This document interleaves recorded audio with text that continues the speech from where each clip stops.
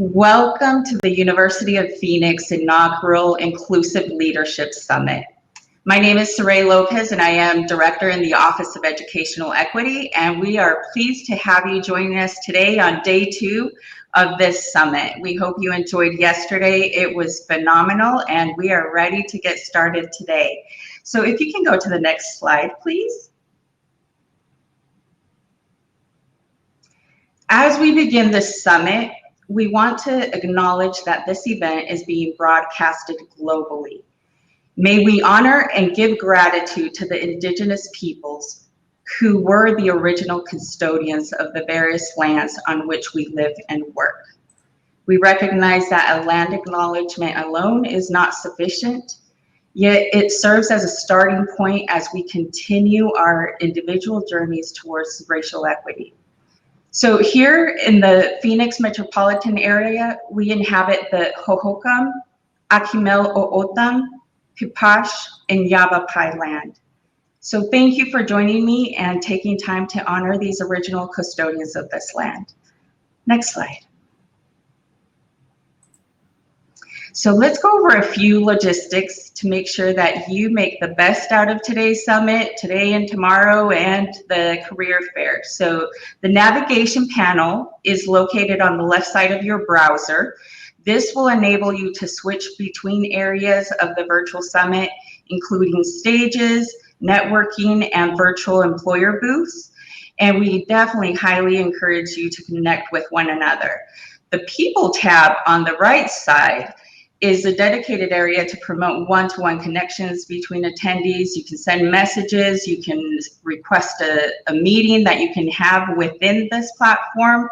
So it's awesome, definitely make use out of it. And in addition, we have the networking feature on the left side, and it's a great way to meet people within this Inclusive Leadership Summit. And also we have a dedicated break time during lunch here in Pacific time that we definitely encourage all of you to go there and network with one another. So now I will turn it over to my colleague, Tondra Richardson, Director in the Office of Educational Equity. Thank you, Saray. Good morning, everyone. We are very excited to once again announce that summit attendees who have joined all 3 days of sessions are eligible to receive the University of Phoenix badge, Inclusive Leader, Self and Social Awareness. To be considered, please complete the post-summit survey provided on day 3 tomorrow and include your name and email address. The survey will be sent from the University of Phoenix Office of Educational Equity with the survey link about 2 hours after the summit ends tomorrow. So be on the lookout for that. Just keep in mind that you will be expected to participate in at least 3 sessions on each of the 3 days of the summit. So we hope to see a lot of badge earners out there. Can we move to the next slide, please? Okay, so now we'd like to provide a reminder of the ground rules as we move into this second day. So listed here are guidelines we believe essential to fostering respectful conversations. So first, let's please consider that some of the issues presented may be challenging for you, and we invite you to allow yourself grace to feel uncomfortable. This enables us to create empathy and support for the persons and communities who are directly impacted by our actions. We encourage you to share your experiences and perspective in the chat box. We ask all participants to contribute to an atmosphere of mutual respect and sensitivity. In addition, we highly encourage you to share helpful resources related to today's topic. What we found is that our participants or attendees of our sessions often have great resources that can be provided to everyone, and we want to tap into those resources, so please feel free to share. Next slide, please. So yesterday, Tim Wise, author and anti-racism educator, spoke about radical humility. I hope that you guys were able to join us yesterday. If for some reason you were unable to join, we will have a recording of that session available for you shortly. So Tim talked about radical humility, and he explained how we're all challenged to recognize our own mistakes, our own process of becoming aware of inequities, and the recognition that we still have so much to learn from one another. Tim encouraged us to challenge these systems of inequity, stating that we were promised a country that is about liberty and justice for all. And in order to make these words meaningful, we have to stay strong and remember that this is a hard fight and nothing comes easily. He said, and I quote, "We all pay a price for the indulgence of this phenomena." What a powerful way to kick off the summit. So today we'll begin to examine topics related to addressing emotional and structural barriers. These barriers are systemic factors that may hinder the ability of an individual to feel a sense of belonging, achieve professional advancement, and ultimately feel comfortable in being their authentic selves in the workplace.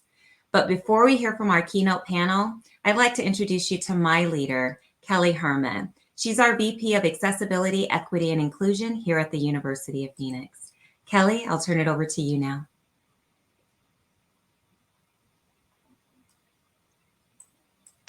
Thank you, Tandra. I am so excited to have the opportunity to join the main stage and to welcome you to day 2 of our Inclusive Leadership Summit. As Tandra mentioned, my name is Kelly Herman, and I'm the Vice President of Accessibility, Equity, and Inclusion here at the university.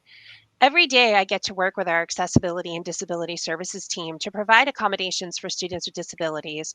Our accessibility and usability team that ensures the university's digital content is accessible for all students, staff, and visitors, as well as our Office of Educational Equity, who have brought you this summit with more than 50 volunteers from our faculty and staff across the university. I want to take a quick moment to thank all of them for their efforts in bringing this amazing event to life. We couldn't have done it without you. Yesterday, you heard the excitement from our president, George Burnett, as he welcomed you to this summit. And you also heard from our president emeritus, Peter Cohen, sharing his thoughts about the importance of our activities related to diversity, equity, inclusion, and belonging, including the launch of the President's Advisory Council on Diversity, Equity, Inclusion, and Belonging. We are very proud of the Council and its 6 working groups, not just because of the important activities, but also because more than 100 employees have joined it and are helping us to build the inclusive environments that are so important to our mission. We are so fortunate to have leadership at the university that not only supports the work that we do, but encourages it and recognizes the value in holding time and space for conversations that sometimes make us feel uncomfortable, but yet help us make today better than the day before, even if it's only a little bit. I think it's really, appropriate that I'm starting off the day when we're planning to address emotional and structural barriers, because an important part of the work that I do at the university is to lead our accessibility initiatives and services. What started as a compliance exercise related to students with disabilities has grown to a university-wide mission for creating inclusive learning environments for all students, including those with disabilities. We have built a culture of accessibility here at the University of Phoenix that we are proud of. We are intentional about including disability as an aspect of diversity. Disability is often relegated to the sidelines in many diversity focused conversations. I think it makes us feel uncomfortable and vulnerable to think about or to speak about disability. We think about disability as being something wrong with an individual and not as a difference. We celebrate stories about individuals who have overcome their disabilities, and we pat ourselves on the back when we have thrust ourselves onto a person with a disability and offered help that maybe they didn't want or they didn't need.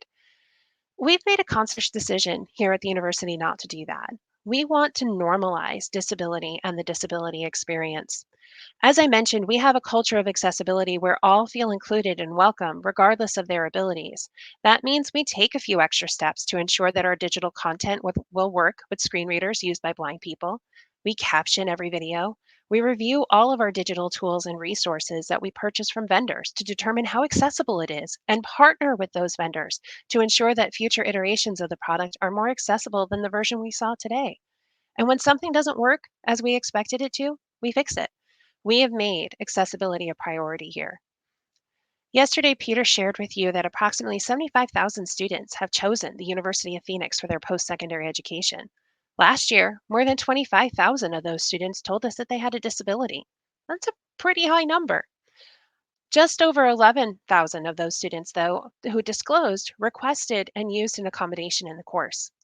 You likely have done that quick math in your head and realize that 14,000 students tell us about a disability but don't ask for or use an accommodation in their courses. And I'm also willing to bet that many of you would like to ask me, what are we doing to get that number down and get more students accommodated? But that question assumes that there's something wrong with the notion that a student might tell you that they have a disability, but not use an accommodation. And in my opinion, that's actually a good thing, not a bad thing. You see, when we build a culture of accessibility and review our digital content and curriculum for accessibility, we make it so students with disabilities don't have to raise their hand and ask for an accommodation. We've already done the work to accommodate the most common needs. We've been proactive and removed barriers before they became barriers so that the students can interact with their content, demonstrate their learning, and progress toward their degrees independently without waiting for us to do something to accommodate them. It allows our students with disabilities to move from class to class just like their peers without disabilities. If we do the job right, it is expected that we won't hear from those students with disabilities at all, and that is a good thing. This summit is an important addition to the services and programs we provide. It too has been built as part of our culture of accessibility. One of the earliest decisions we had to make was which platform we would use for this virtual conference. Our accessibility team was involved early on in those conversations and offered guidance to the implementation team about how the various options would or would not meet common accessibility standards. And I'm proud to say that this platform, Hopin, shares the university's commitment to accessibility and has taken several proactive steps to ensure that its product meets the W3C accessibility guidelines and fosters inclusion of those with disabilities. Throughout your attendance at the summit, you too can join our culture of accessibility and become an accessibility champion with us, a true ally. How do you ask? Well, here are a couple simple steps that even you can do because I can do them. So, when you post on social media about the summit, add an alternative text description to any images that you share. Assistive technology, such as screen readers, can't interpret an image for the blind user. It can only simply alert the user to the fact that the image exists. By adding a description of your image, you can ensure that all users can understand what the image is and how it pertains to the content you're sharing. If you share hyperlinks in emails or on social media, make them descriptive. A descriptive hyperlink is a keyword or phrase that has been turned into a hyperlink and lets the user know what the link is for. You likely have seen the words click here used as hyperlinks. While this is a good effort by the person who created it, click here isn't quite a descriptive hyperlink because the link doesn't communicate what link it leads to. A screen reader user can actually navigate and skip from link to link. So imagine listening to a list of click here, click here, click here, and having no idea which link is the one that you want.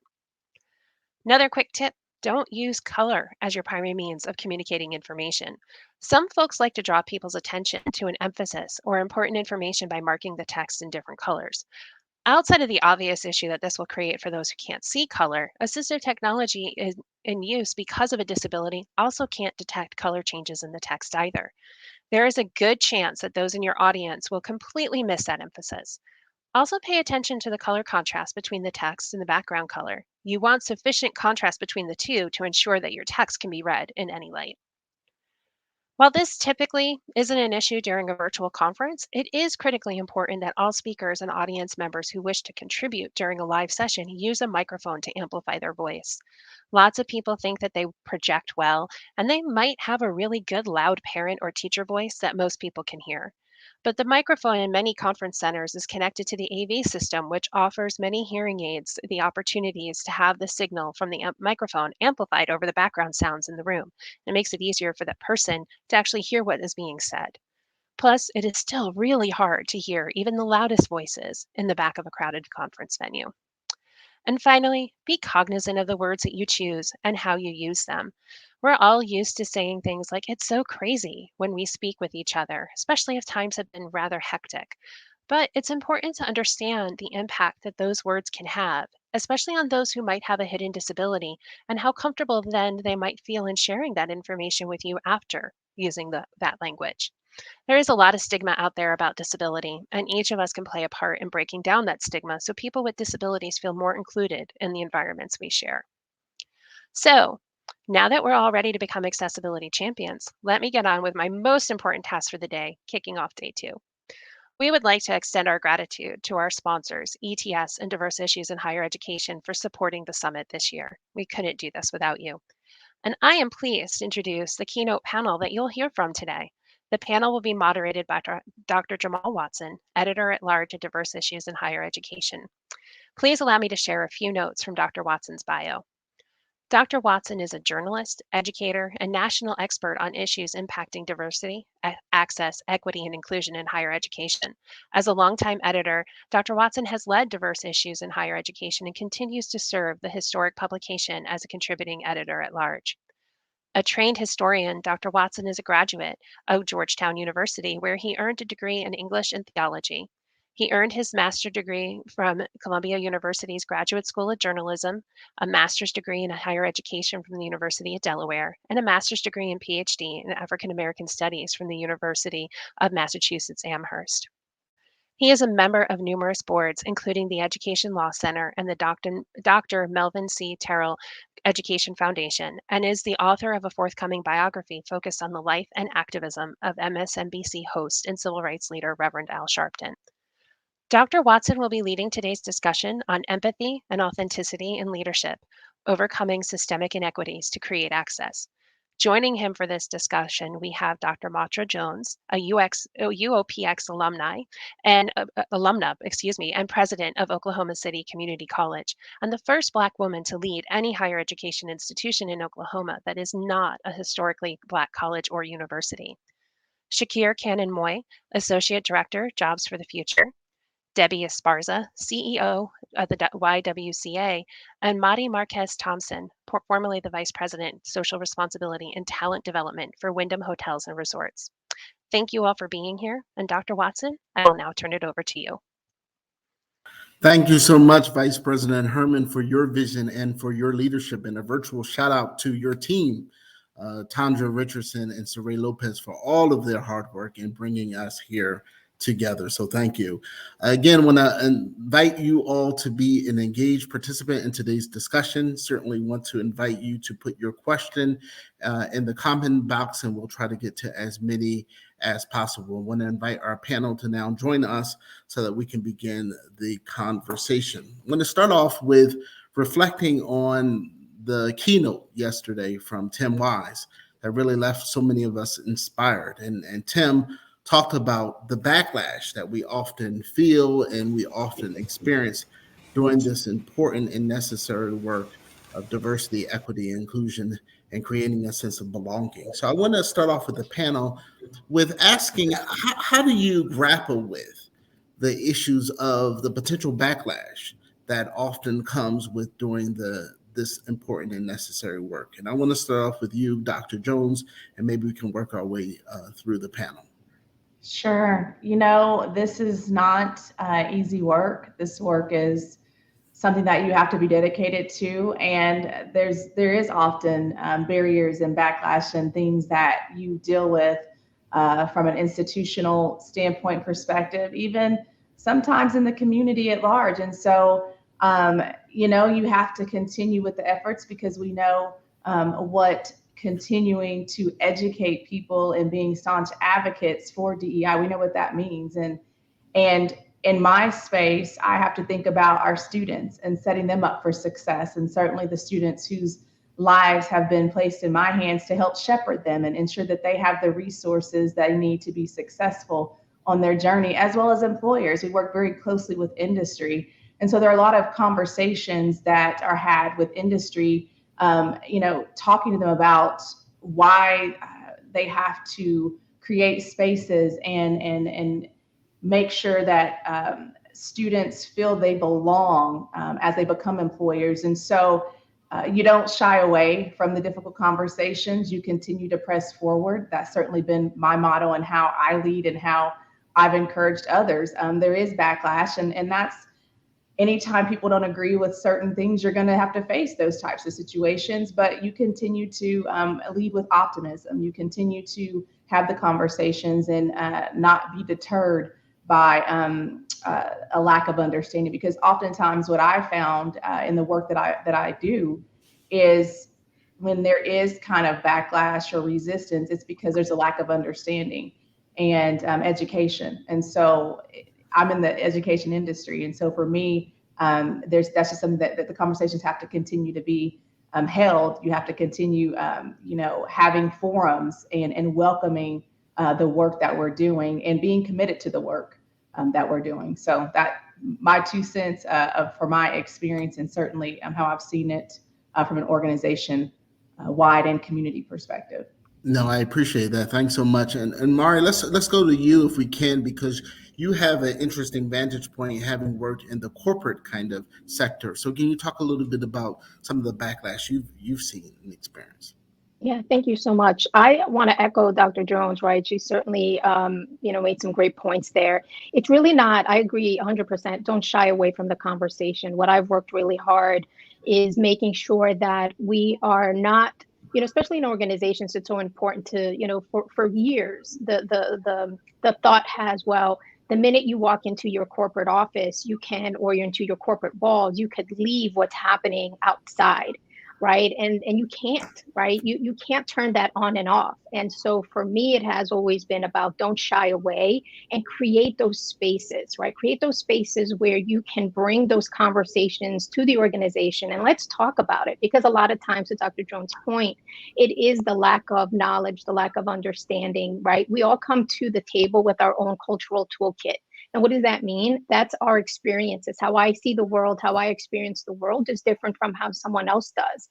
And so being able to bring those voices together, whether you agree or disagree, right? Come together and let's learn, let's talk about it. Let's, making sure that all the voices are heard. And sometimes, right, you have to agree to disagree. You're not going to change everyone's mind with one conversation. That takes time. The one thing that also I would encourage anyone in the audience in an organization is leverage the employee resource groups. What a powerful group to bring into the conversation, right? It is a community of voices that are both of underrepresented folks as well as allies, right? Who are raising their hand and saying, I want to learn more. I've heard this in the news, right? I've heard these narratives. I'm confused. I don't know. Well, let's come together. Let's talk about it. Let's ask those questions. And hopefully at the end, people are still curious and want to continue to have that dialogue and learn. Yeah, thank you so much for sharing that. And one of the things we want from this panel is to be outcomes based. And so if we can think about best practices and we can share those experiences, I think is so important. Debbie, you wanna hop in here? You lead a nonprofit, which is of course doing so important work in the community. But talk a little bit about some of the backlash that you might have experienced or seen. Thank you, Dr. Watson. And yes, the YWCA, our mission is actually to eliminate racism and empower women. And a lot of folks, can really embrace the empower women part. And so when I stepped in as CEO about 3.5 years ago, the intent was to really lean in on the eliminating racism. And we got some backlash because it was harder and folks were in that discomfort. And it was, easier to just, empower women. But the reality is both of these things go together. You can't eliminate racism without empowering women because that's, it's women and people of color that are often marginalized by the systems that we're in. So one of the things that we did was really put our own mask on first. If you use the airplane analogy, we had to focus on helping our staff and our board understand the importance of the systems that we were operating in and change some of our own systems.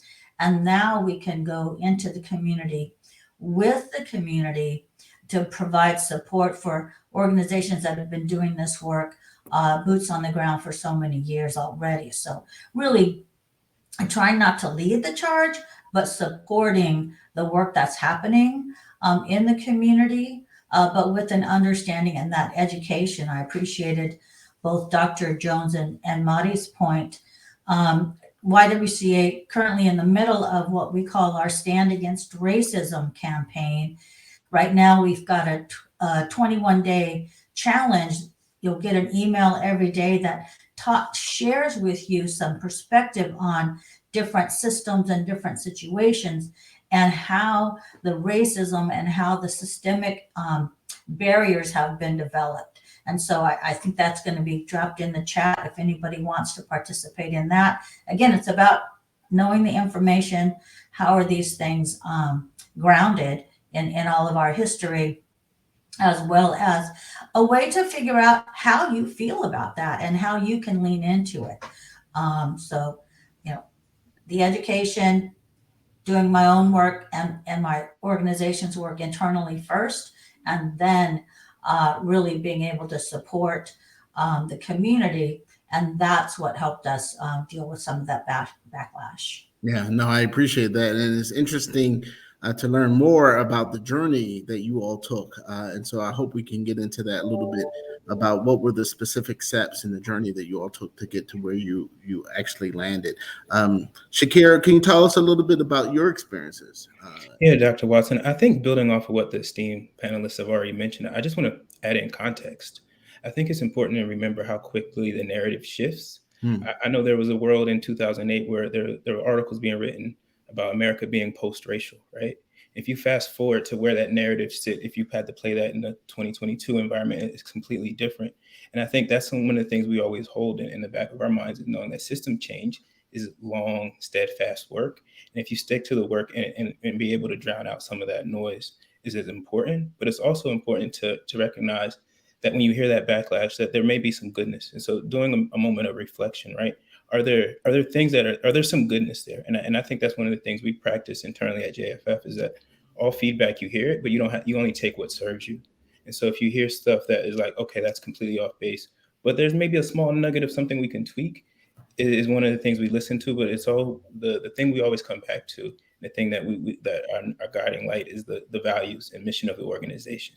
We are here and we're checking our work. And if the work that we're doing still feels like we're moving the ball forward, we're able to maybe drown out some of that noise. But if they're actionable, real critique, we don't want to be putting our head in the sand. And so being able to run that critique and that backlash against that metric is one of the things that we use. And I think one of the things a mentor recently mentioned to me is that a lot of prominent figures, if you think about the Dr. Martin Luther King of the world, they weren't popular. They received a lot of backlash in the moment, and history is kind to them as moving forward. So I think our goal is to make sure you're on the right side of history and allow the rest to take care of itself. Yeah, one of the things that Debbie had mentioned earlier was the importance of being able to see the connectedness between these issues, right? So we can't just talk about race. We also got to talk about gender, got to talk about class, the intersectionality of all these things, as Kimberly Crenshaw often puts out. And I was wondering if you could talk about the importance of grappling with all of these intersecting issues, right? Because oftentimes when we talk about diversity, equity, and inclusion, where people automatically focus on race, and certainly race is a key component, but there are these other issues as well, as Kelly also talked about before we came on, Kelly Herman, about disability services and providing access to that community. So can you all talk about, in your particular areas that you're working in, the intersection between all of these issues? And Dr. Jones, I imagine you see this every day with students. I do. I see it every day. And you know, I like to think of, thank you for pointing that out, Dr. Watson. You know, we think about race in the DEI space, but oftentimes, you know, exclude some very important notions of in the DEI space, such as, you know, gender. I grew up from an underserved community, and am a mother. There are so many different things that I have to manage and grapple with. And certainly because of the experiences that I've had, I'm able to take those experiences and certainly translate them into helping students that are on the same journey who have questions, when we kind of look at mentoring them and ushering them on their way. And so I really have to be in a space where, in working with our leadership team and certainly our governance, how we create not only how we amplify their voices, but how we share in our own experiences to let them know there is, you know, you will be successful. You have to, you know, we have to provide them with resources and have these conversations and create a space where they feel comfortable sharing their challenges. One of the unique things that we do here at this institution is we have a mentoring program, mentorship program, students connecting with Mentors for Success. And it provides wraparound services for our students. And, you know, it's an emphasis with students of color. And so we bring those students who are first generation, which we see a lot of. We are a majority minority institution. So there's a significant amount of our student body and population who are dealing with all sorts of challenges and issues, from low socioeconomic backgrounds, first generation, having so many difficulties just navigating the nuances of higher education. So one thing that we've been intentional about doing that I can't take credit for, the administration before me certainly set it into place, but we're growing the program, is having those wraparound services and those mentorship programs where students are paired with professionals in the community who are invested in their success and invested in seeing that they have what they need. But I see all those certain issues and really we're leading conversations here on this campus. We serve over 17,000 students. We're the fourth largest institution in the state of Oklahoma. So we are encouraging these conversations with our faculty, with our staff, with our families, with the community at large, encouraging them to embrace our students' journeys and find out how we can point them in the right direction. But certainly having that dialogue, being present, amplifying their voices, and ensuring that trust is established. I love the getting comfortable being uncomfortable. There are a lot of uncomfortable conversations, and we just have to own that and say, you know what, we're in the business of educating and empowering. And so it's not something that we take lightly.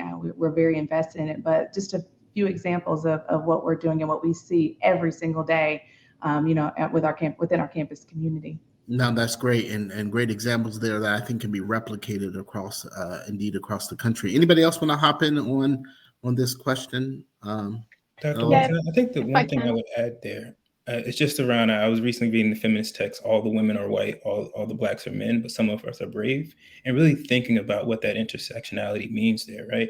I think we often use things like race or gender as a shorthand to be able to know how to categorize and how to hold folks. And in that shorthand, we miss the multitudes that they carry. And so I think what I really heard in what Dr. Jones was saying is that we have to approach people on a more individual basis, and knowing that the things I face as a Black man are going to be completely different. There may be some similarities between a Black woman, but I can't presuppose because we share this similar identity that I can fully hold that person. And I think creating that space to recognize you only know your individual experience and slowing the judgment to be able to presuppose that on someone else is the one thing I would add there. Yeah, Debbie, and then I think Mara, you want to hop in there. Right, thank you. And Shakira, you're right. You can't just look at one aspect or another. It's really the combination of those intersections and intersectionality.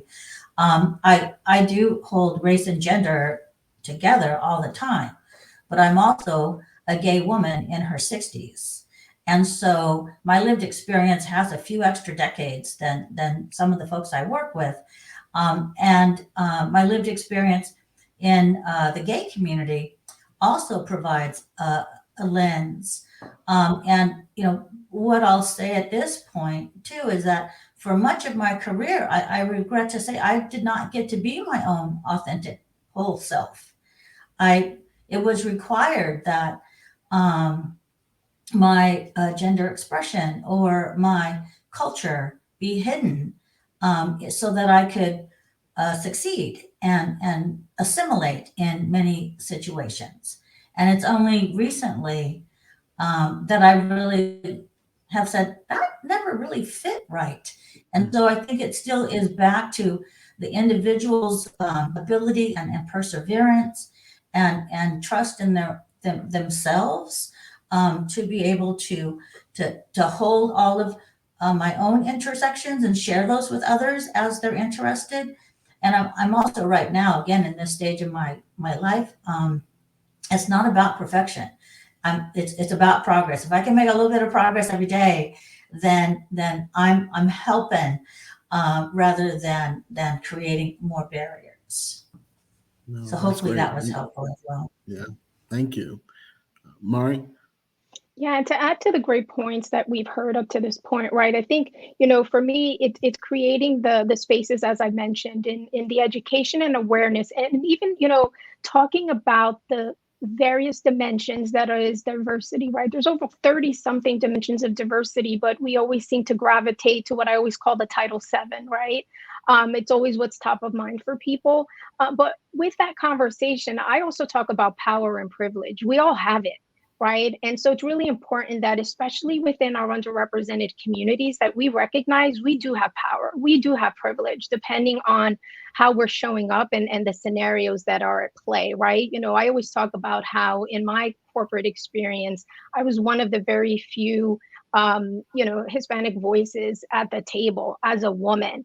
And so for me, that was important to demonstrate how I was showing up and how I was being the voice of the voiceless at times, right? And so I think we can't lose sight of the fact that we have to recognize our power and our privilege and know when we need to show up, especially from an intersectionality perspective, right? There are so many boxes we check as people, and to think we only check one box is hard to believe, right? So that I think that's the other point here to make is please always understand, identify what is your power and privilege so that we can all show up in order to bring about sustainable change. Yeah, and that gets to the question of allyship, right? I mean, at what point can we be present and supportive of other communities as well, even if we don't claim membership in that particular group, right? And I think that becomes really important. So even when Tim Wise talks a lot about white privilege, again, that extends beyond race. What ways do we recognize male privilege? Which ways do we recognize the fact that being middle class or upper middle class allows us privilege to be able to penetrate certain circles that other folks can't access? So I think it's really important for us. But I did want to get to the question of allyship, though, and that is what is the role then for us to be in conversation and to be in communion with others, to not necessarily take over or to dictate, or to bark at orders, but to rather be supportive. And I think sometimes that's where the confusion lies, right? In terms of what our roles should be as allies. Shakir, you wanna tackle that one? Yeah, I'm happy to jump in there. I think one of the things I'm going to build off a point that Mari just made around power. I think when you think about allyship, it's how do you create spaces to share power? Yeah. And so I think in the virtual environment, one of the small things I started to do is I know that a lot of my coworkers are internal processors. So I'll take a minute and say, everyone, let's take a minute and sit and think about this internally, right? That creates an opportunity for those who are not on the cuff thinkers to have the space to do so.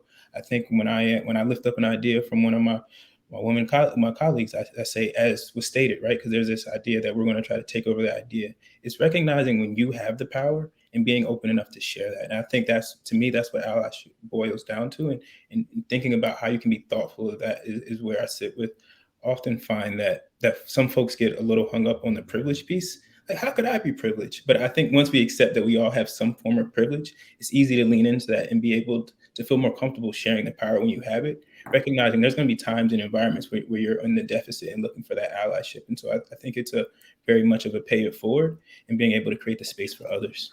Yeah, absolutely. Anybody else want to hop in here? Yeah, if I can just jump in, right?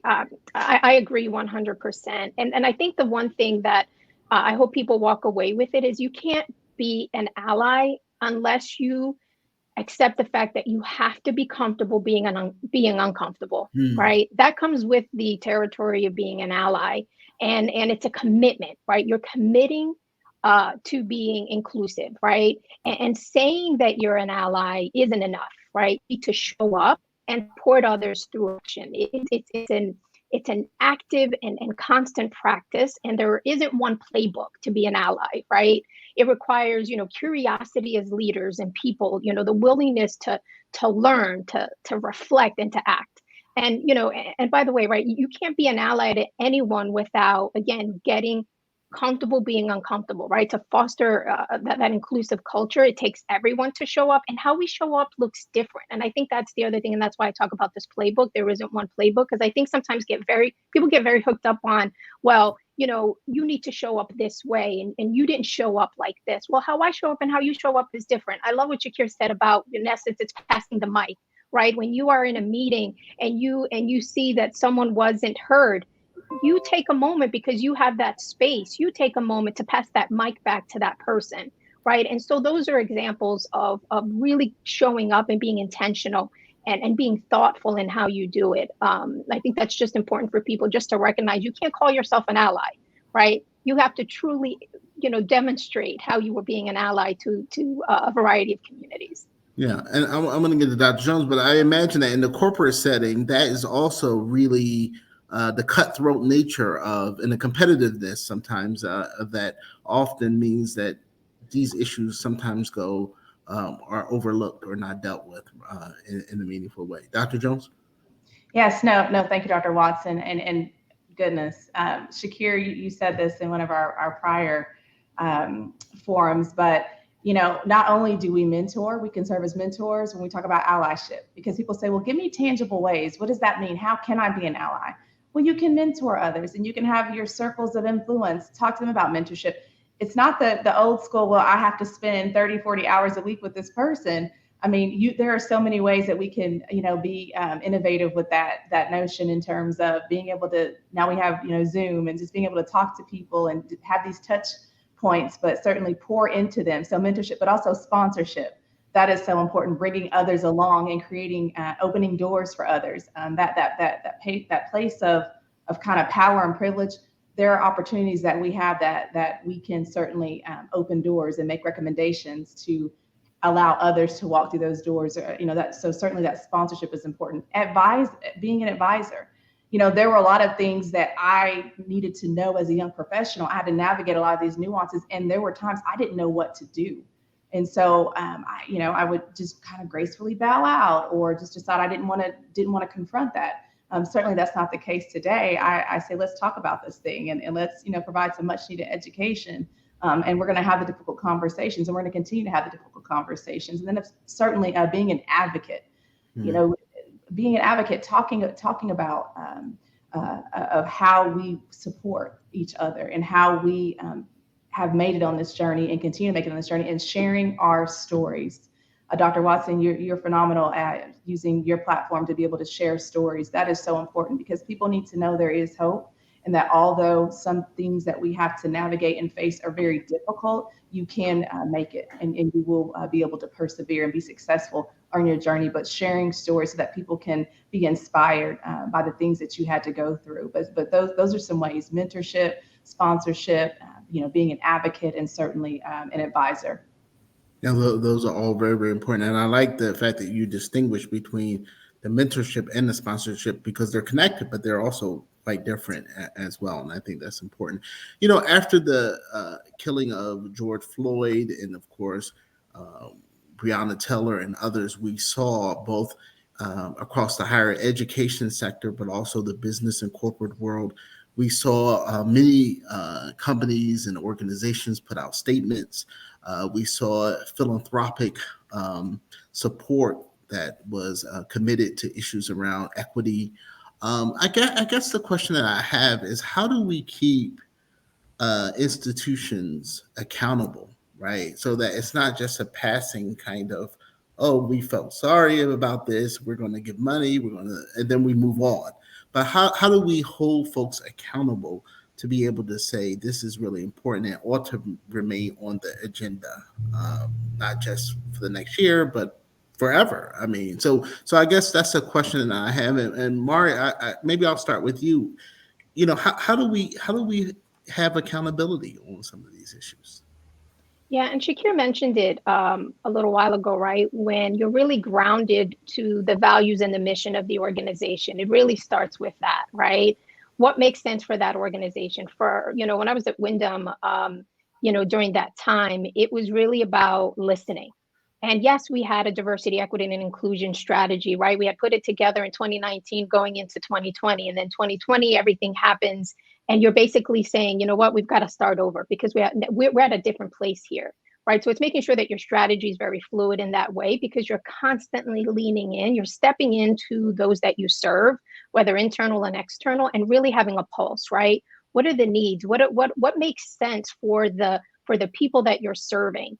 Whether it be your customer, your guests, your internal employees. We certainly all recognize that there is a much more knowledgeable folks out there, right, as customers, as people looking to be employed, where they're demanding certain things from organizations, right? The last 2-3 years, there's this, we talk about this great resignation. It has really truly been what I think, and many have said, it has been great reflection, not just whether this is the company you want to work with or work for, are they truly aligned to the values, to the things that are important? And that social is really important, right? It's about, partnering and working for organizations that are socially and ethically and environmentally conscious and responsible, right? And so those companies, those organizations who aren't showing up and really having thoughtful internal conversations to ensure their values and missions are aligned with three categories, they're missing out, right? They're not going to have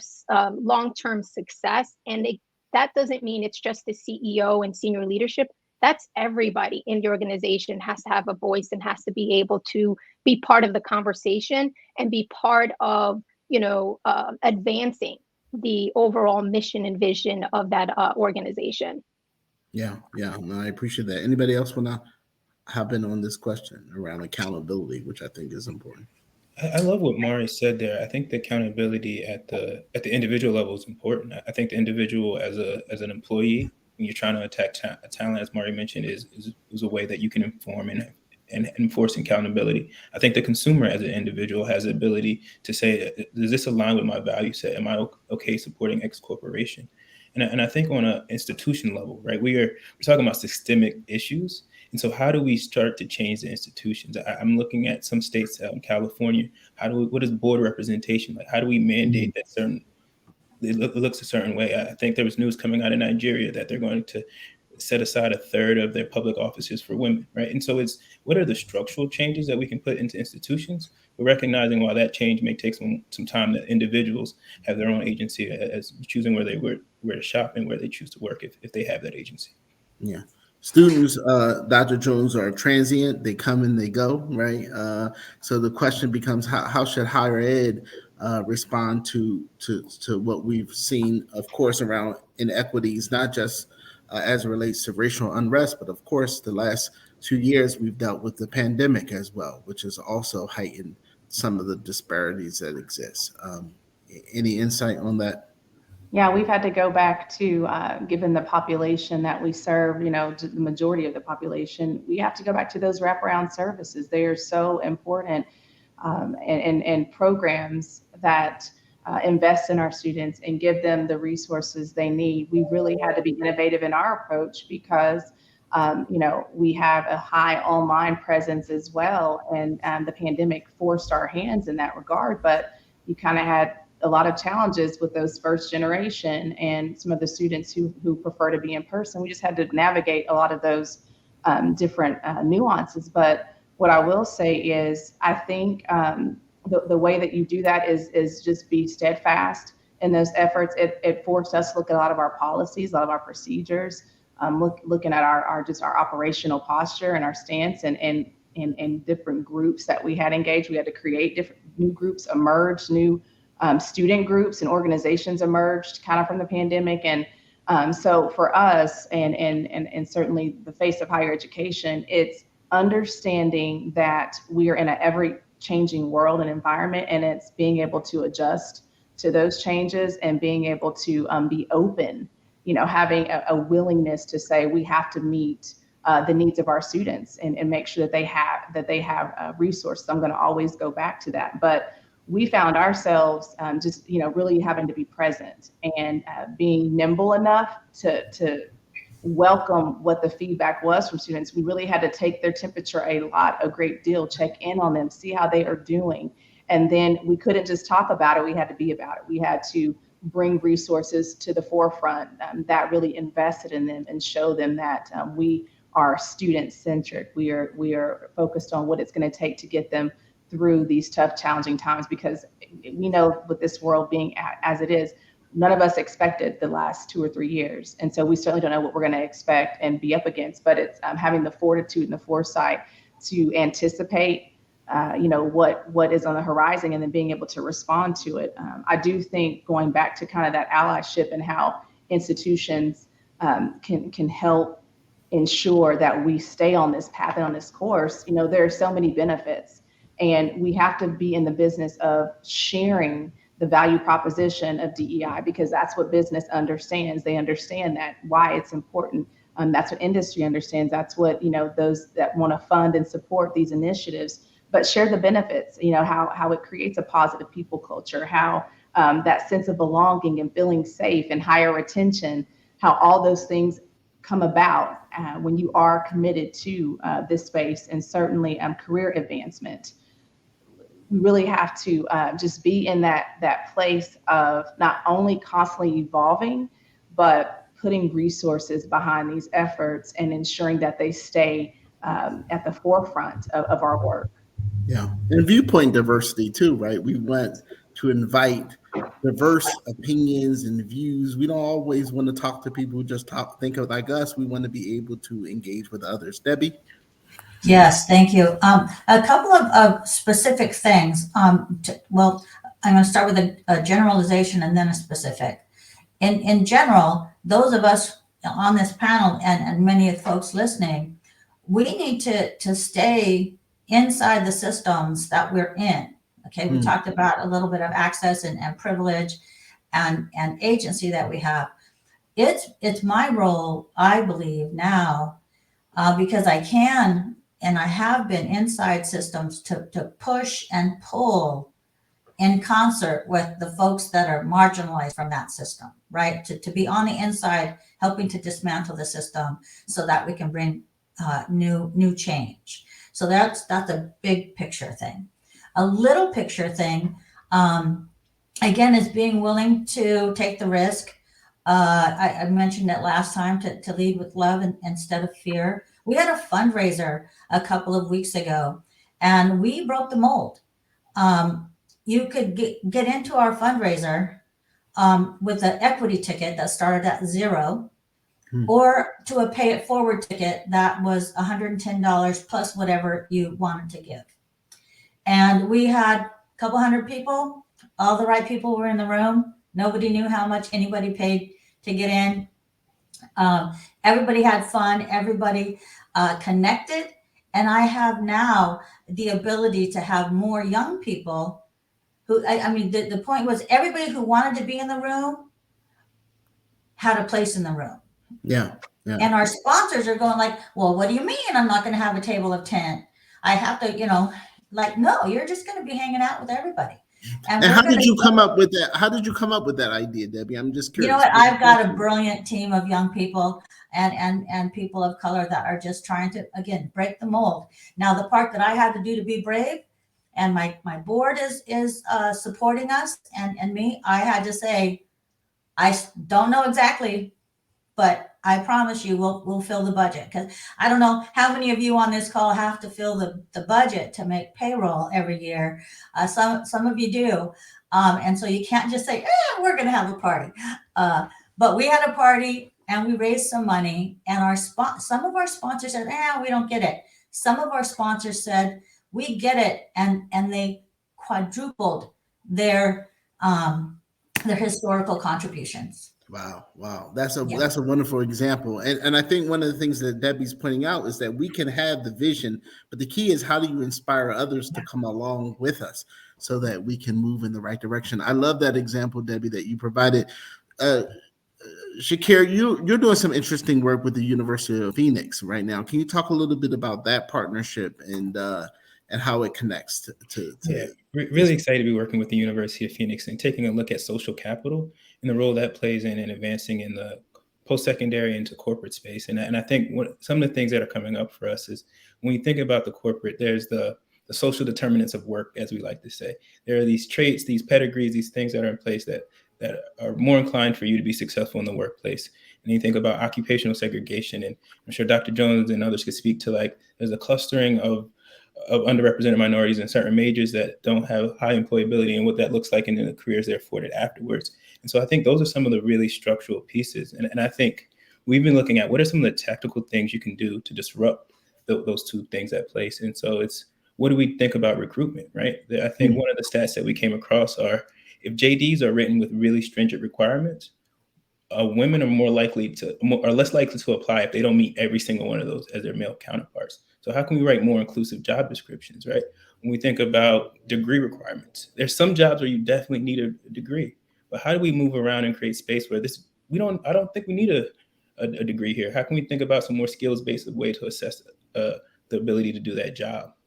Yeah. I think things like blind resumes, right? I think if you look at Shakir's name, you're going to have some thoughts. And if you have some preconceived notions, how do we review that based on the qualifications of Shakir as opposed to who we think he might be?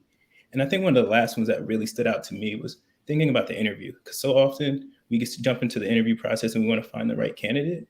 But if we don't have a diverse candidate pool, then we can have some idea what the outcome will look like. So let's not even start the process of interviewing until the pool is where we think it is satisfied our internal diversity requirements before we move forward. And so those are some of the more tactical things we're seeing on our side with this research, and really loving working with the University of Phoenix, and can't wait to dig in more. Yeah, and that recruiting piece is so important because, of course, we all hear all the time where employers say we can't find these people. We don't know where they exist, and of course, we know that they're not necessarily targeting minority-served institutions. We know that they're not advertising in minority publications, and so again, how do you broaden your reach? And then higher ed, I know it's a particular issue because again, you'll have sometimes provosts who will fail searches, right? If you don't come back to the table with a diverse applicant pool. And so I think it's really, really important for us to stretch beyond our comfort zones to make sure that we're in fact bringing folks to the table. Dr. Jones, you want to comment on that at all? No, I just agree. I mean, it's just having these conversations. It is at times very frustrating to have to,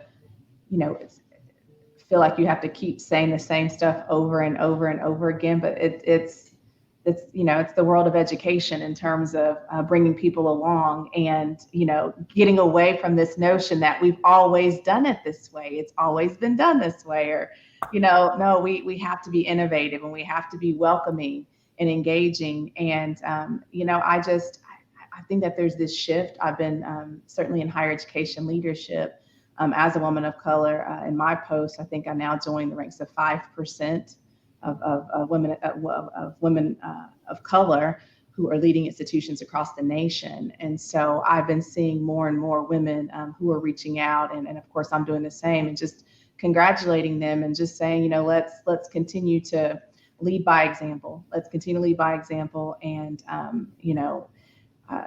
not be afraid to talk about the different challenges that we're having and the different challenges that we face. Because what I also find is that some people always want to play it safe. I can't say this, I don't want to talk about this. And there's a degree of that where, I can understand it being an administrator and being that I speak for this entire institution. There are times where you do have to, be honest and have honest discourse. And so I'm certainly in the space that I am now, challenging the leadership team that I serve. We're on this journey together. And so because we're on this journey together, we're going to have these difficult conversations, but let's not lose sight that we're in it together. And I think when you bring in that unification, and lead from that space, people will start to come along. But it can be certainly a trying journey, if you will, to kind of dismiss and move past some of these the way that we've always done things, so to speak. Yeah. Well, that's what Debbie said. We have to lead with love and I think that's important. And it centers that we can do this work, but we also can be nice and we can have humility and we can learn from each other. That's really important. I want to also invite you all to put your questions into the chat box and we'll get to as many as we can. But I want to go to Mari as well. Yeah, could you bring, you all bring a really great point here when we talk, especially for organizations, those of you on this call, on this virtual summit, who are hiring leaders, right? Hiring managers in organizations, that it is so important when you think about, showing up as an ally. Here's another example that you just heard from our panelists about challenging those social norms.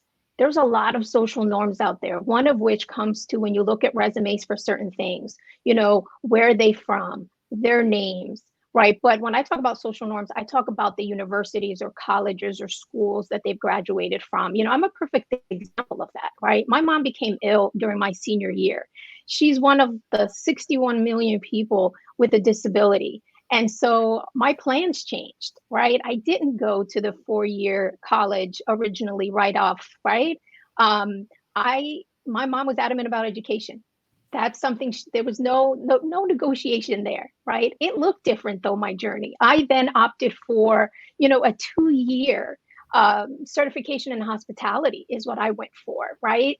And then I went back to school. University of Phoenix gave me that opportunity to go back to school, when I was in my, mid 20s and got my degree. And so when you look at someone's resume, there is more to it than just the school they graduated from, right? And so we have to shift our thinking and we have to provide opportunities because we all come from different walks of life. And you're missing out on amazing talent, on amazing value that an individual is going to bring to the table because you're discounting the university, the college, or they may not have gone to that, right? They may not have had the ability to go to a university or a college, but they are still a viable, strong candidate that you should never dismiss. So I just wanted to really inject that in there for those of you who are hiring managers. You're the gatekeepers. You either close the door or open the door for so many of us who are looking to get our foot in the door to be considered and be given an opportunity.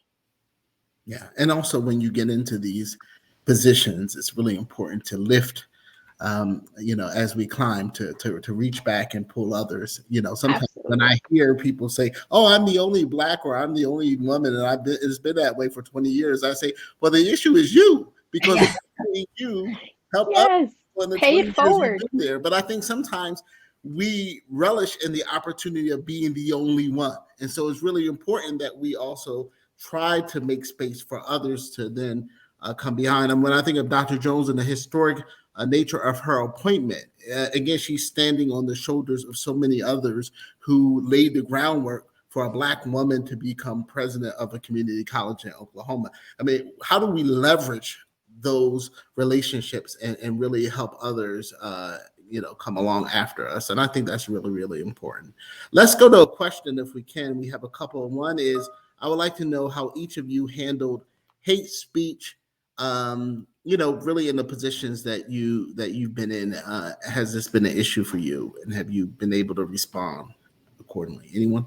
I can dive right into that. I've dealt with a lot of different comments, and I've had to really work around some of the things said, really just on my internal or my entire professional journey, with the hate speech, with the questioning, not looking beyond me and looking at the credentials and how I've worked incredibly hard to be where I am at every single stage.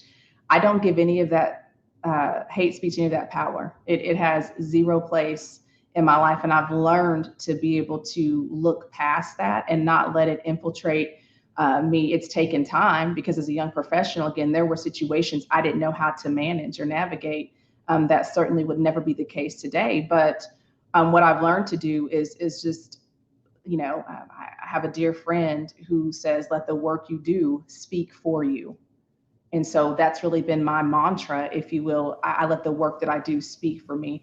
I don't get caught up and let that really manifest or infiltrate my spirit or allow me to think a certain way, because I know the work that I've done, and I know the people who've invested in my life. I always say I didn't get here by myself, because I didn't. I had a lot of great employees who were in the trenches with me. I have a lot of great mentors who and continue to have great mentors in various aspects of my life who have really spoken into my life and helped lead me and guide me and give me sage wisdom and advice. And so when it comes to having to deal with the negativity, I am a very optimistic person, an eternal optimist, if you will. It's how I've led. It's how I just believe to view life. I choose happiness and joy. So I don't let any of that nonsense and negativity just impact what I do. There have been some situations where it has been very tense, and I've had to work around them. And I just decided I'm not going to give those types of things power, because that's the intent of the people who are putting it out there, is to intimidate and cause fear and cripple you on your journey. And I just choose to not entertain any of that. I'm aware, eyes wide open, but I don't choose to entertain any of that. Yeah. Thank you. Anyone else want to tackle this question? Debbie? I can jump in. Certainly, in what I said earlier is that, I code switched as a younger person and tried to pretend I wasn't all that I was, so that I could fit in. and now, really owning my own authenticity and all of my lived experience, there is still hate. And what I do, in addition to what we just heard, in having confidence in that I am doing good work, right? I am where I'm supposed to be. It still does impact us all personally. And I use tools, and it's a little woo-woo here, but this was about empathy and authentic leadership. I take the time to actually have that emotion, and to process how it's feeling in my body. I don't give it any power, but I acknowledge that it's making me feel a certain way. And then I set that aside and then try to go on to do my work, and then perhaps try to engage that person in some inquiry and in some learning so that we can come to a new place. Doesn't always work out well, but at least I try sometimes. But that's, and that's what's working for me these days. Just to acknowledge it, do my own little emotional surfing, and then again bring my spirit back whole and be able to stand in the light instead of in the darkness that person or that situation is causing. Yeah, thank you very much. Anyone else want to hop in on this question before we move on? Okay, question number 2. Mentorship is also needed among minorities who want a seat at the senior leadership table in higher education. What type of mentorship programs are your institutions or organizations implementing to support this cause? So we've talked a lot about mentorship. Anybody want to weigh in on this question? I wanted to give others a chance to talk Okay. in case they have. Okay. I'll say it. Is there anybody else before I? Well, go ahead, and then I'll jump after you. I'll be brief. I encourage professional development. Just it's a culture, and so there are a lot of programs out there for senior leaders who want to continue to advance. We don't believe in reinventing the wheel when there are high quality programs out there, some at no cost to the organization. And so I just encourage a professional development really in all aspects of our walk, student development, career and professional development for students, as well as our entire campus community with our employees, with our faculty and staff. So for me, it's, and myself, I don't think you've ever arrived. I think we have to continue learning, and that's just how I lead. So there are a lot of programs that are already in place that I just encourage the team and provide the support for them to participate in. Yeah, and Regina, I think we can provide some of those resources, certainly make those available to the Phoenix team that we can circulate, because again, as Dr. Jones mentioned, there are a number of wonderful programs that are already in existence that I think you might want to avail yourself of. Mari? Yeah, from an organizational perspective, one of the things we done and continue to do is really promote the importance of formal mentorships. We have learning circles. We bring together, through learning circles, a variety of perspectives in order for there to be peer mentoring, but also mentoring from the executives that we're bringing to participate in these circles that are, as long as 6 months in duration. But the other thing, that I would encourage people is seek out mentors. Don't wait for your organizations or, to have formal mentorship. Some of them may, some of them may not. So, early on in my career, I had someone give me the advice of, the concept of mentoring and how important it was. And don't just limit to one, right? You seek out mentors for a variety of reasons. And some are short-term mentorships because you had a goal as to what you were trying to accomplish. You made it, you move on. Others, I have some that I've have them in my life for a very long time. And don't just limit yourself to mentors that look like you or have similar experience as you. Early on, I had a mentor tell me, she encouraged me to seek out mentors that were male mentors.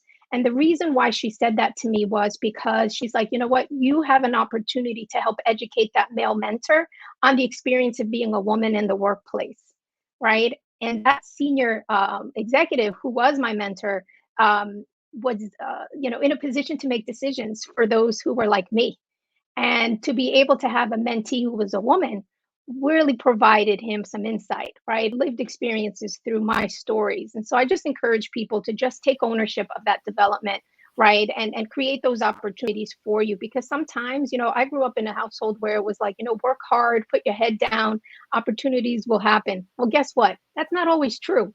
We have to really be a little more assertive, a little bit more aggressive, and go looking for those opportunities. And hopefully those doors will continue to open as you network through mentorship. But I also would add, sometimes when we think about our underrepresented communities, we often just talk about mentorship. It's also important to think about and talk about and bring attention to the power of sponsorship, right? Because that really creates opportunities when people are really advocating for you, for your work in circles that you're not privy to, right? When those decisions are being made in those meetings, those sponsors at the table know your name, they know your worth, they know your value. So, show up and really, really make those opportunities count. Yeah, yeah. And mentorship requires that you do some work too. Right? Oftentimes people think, Sure.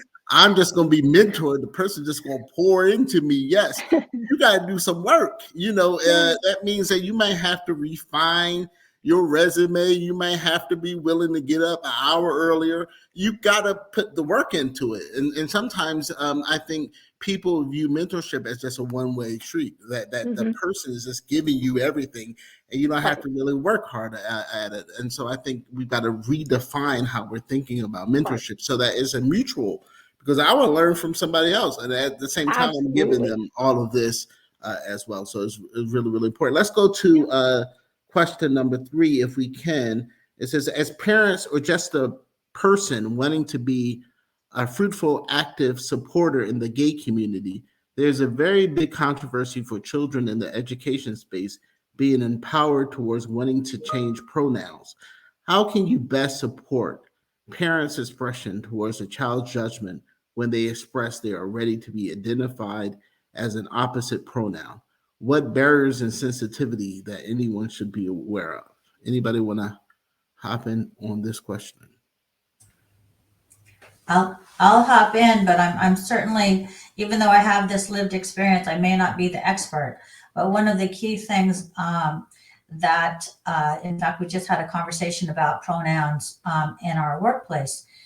The key is, it's honoring how an individual sees themselves and being willing to see that person as they see themselves.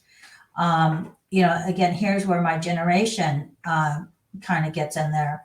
I am thrilled that so many of us have walked this path so that younger and younger people can really come into their fullness and their own identity. I think we still have social constructs around the pronouns that create angst for an individual who may not feel that identity that they were assigned or that gender they were assigned at birth. And there are a number of organizations like PFLAG. Here in Phoenix, there's a fabulous organization called 1 in 10 that really supports young people on this path and the support community around them. So not to try to be the expert, because I'm certainly not, but it really is. It's about listening and caring and not trying to judge. And the best thing a parent can do for a young person, for their young person, is to show them love and to say that I see you, and I see you as you see yourself. And that way, that's really empowering and loving and caring. Yeah, thank you. Anybody else? Yeah, Mark? If I can jump in here, again, coming at it from an organizational lens, a leadership lens, right? One of the things that, I'm very proud of that we did was bring even speakers, external subject matter experts into our conversation internally, right? To continue to educate the parents, the caregivers, the aunties, the uncles, right? That are working at the organization. We had a psychiatrist come in, and a social worker come in and talk about, how do we talk about race with our children? And what she provided was very applicable to adults, right? So it went both ways. But then we also, during LGBTQ plus History Month in October, we launched our pronouns campaign internally. But then we also brought a speaker in to come talk to parents about having conversations with their children, right? Again, it's really blending in what's happening in our corporate walls with what's also happening at home with our families, right? Sometimes you've got to bring them together so that the learning that we're providing at the organizational perspective is certainly helping advance our inclusion and sense of belonging for our employees. But we hope that it's also the knowledge and the skills, right, that they then can take and continue to learn on their own, but also apply to their communities and to their homes. So I really encourage those of you who have the ability and organizations to make these type of decisions to really bring in those external speakers and help your employees who are having questions like this one and so many others. Yeah, and I think it's also important that we think about people who have expertise in this area, right? Because again, everyone can't just jump up and act like that they, because you can actually do more damage if you do not have the expertise or qualifications to be able to speak and help lead people through what is very, very difficult. And I think sometimes organizations don't want to necessarily put the resources in place. But I think it's really critical that you have people who understand the landscape and understand the issues to lead folks through this is critical. Shakira, did you have anything you want to add on that? No. Nothing there. No. Okay. All right. So question 5, what are some of the pitfalls well-intentioned allies need to be mindful of and to avoid? We talked a little bit about allyship. Any pitfalls there? Dr. Watson, I'm happy to jump in there. And I think you made a really good joke about this earlier, right? It's like getting in there, wanting to take over control and doing your thing. And I think that's what allyship is centering the needs of someone else as opposed to yourself. When you come in and you want to make yourself the star saying, this needs to happen, that's you serving yourself. I think on a very personal note, this is what I learned when I started dating my partner, my now wife. She would come to me with a problem and she just wanted an ear. She wanted to listen, right? But I'm a problem solver, so I went into that mode, but that's not serving her needs, that's serving my needs. So I think being an ally is putting the needs of the people you're supporting in front of that. And so if it's just being an ear, it's doing that. If it's opening space, it's doing that. But I think often allies can get into a space of doing too much when they want to be in front and want to be seen. And it's being able to open that door and allowing someone else to walk through it first. I think too, Dr. Watson and Shakira, I totally echo and agree with what you just shared, but it's making sure with what Mari said earlier that you have the expertise before you go and start trying to, provide lectures and really share all this information. I think sometimes as allies, we get so excited, or people can get excited, and it's now I'm a content expert, so I'm going to go and just start convening people and making myself available for these types of, exercises when that should not be the case. That becomes self-serving. So it's making sure that not only are you authentic and genuine in your efforts and wanting to hear and better understand, but it's also connecting resources and connecting people maybe in spaces and doors that they may not be able to get through that you have access to, but being genuine and sincere in those efforts, but also bringing people to the table in forefront who have expertise and knowledge in these various very complex issues so that the proper information and education can take place. Yeah, and Shakir mentioned it earlier, right? Just because you are from that community doesn't mean you speak for all within the community. And I think that's the mistake sometimes allies make, even though well-intentioned. They go to that particular person who happens to be of that, culture, and you think they have all the answers, right? And so please don't think that that's the case. It's exhausting, right, to think that you're the voice for everyone. And the other thing is ask permission. Right. That's why I always say that ERGs, employee resource groups, affinity business groups, however you call them in your space, in your organization, is so powerful because that's the purpose. It's to bring communities of the organization together to learn together. They're inclusive. You're there to learn. You're there to be vulnerable. Right.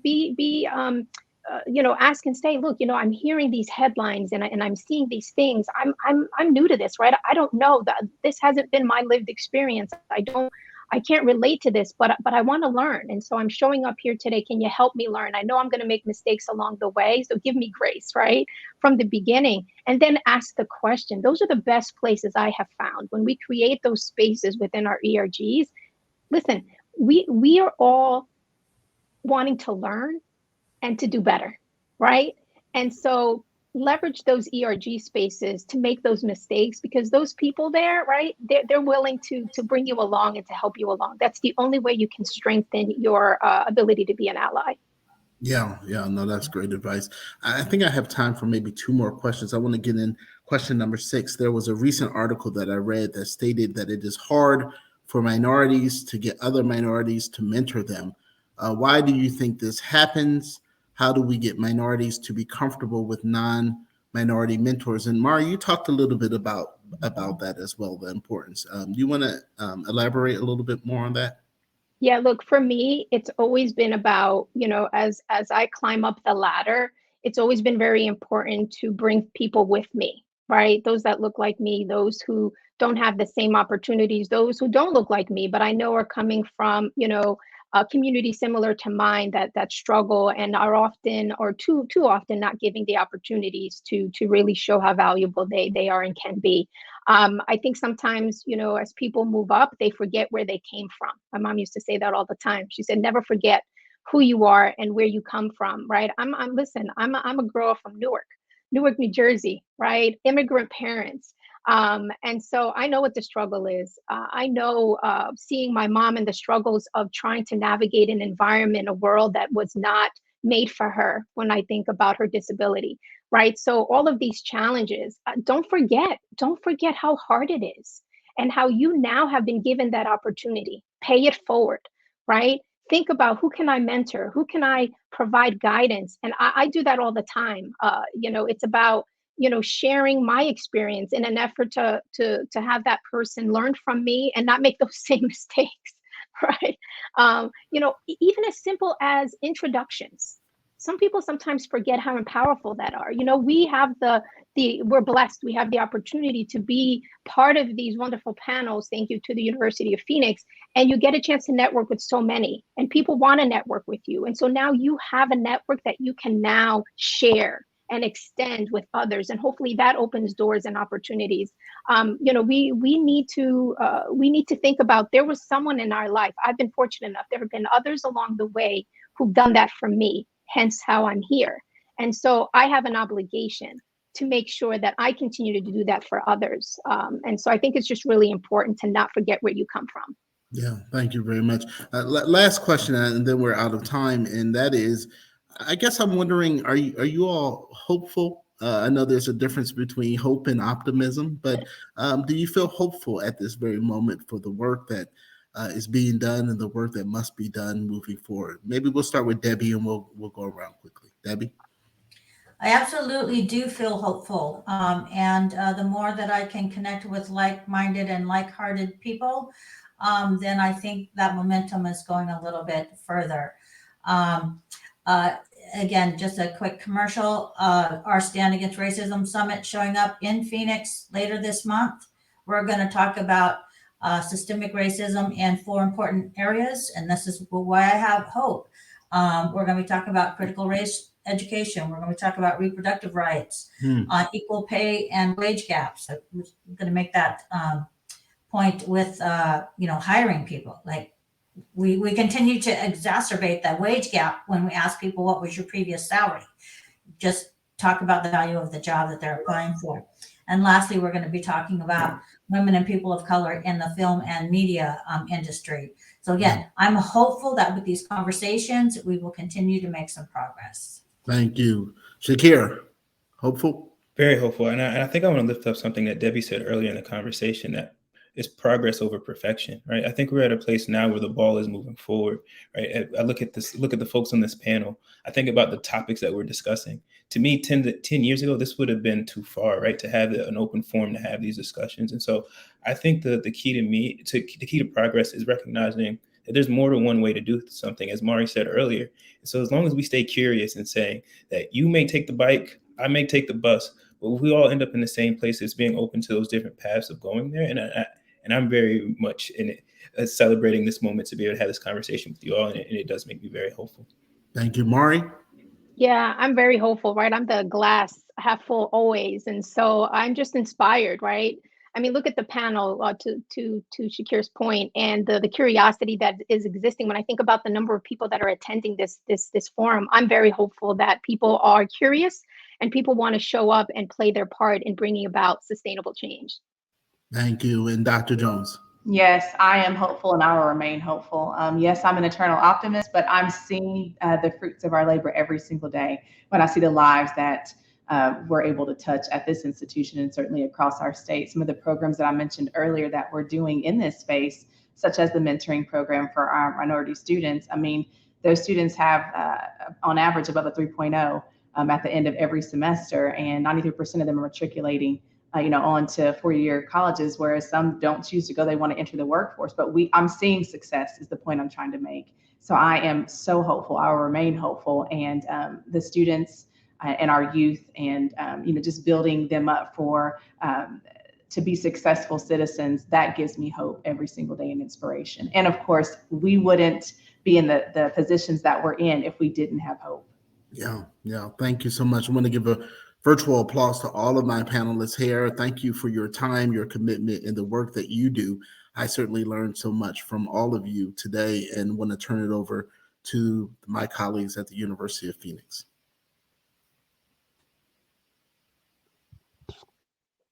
All right. Thank you to each of our panelists for such a powerful discussion, and special thanks to you, Dr. Watson, for moderating. One of my personal favorite quotes was introduced earlier. It was, "Get comfortable getting uncomfortable."